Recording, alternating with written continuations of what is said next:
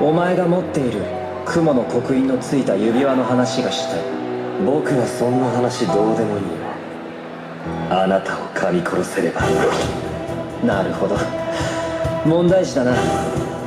いいだろう、その方が話が早い。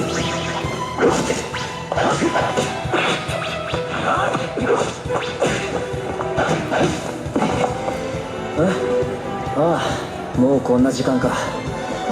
今日のところはこの辺で切り上げようぜ、京也。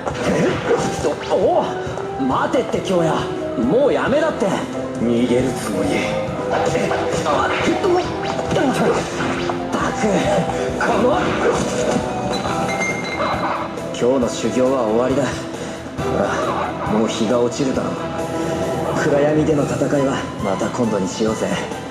いっぺんにいろいろやっても疲れるだけで身につかないからな。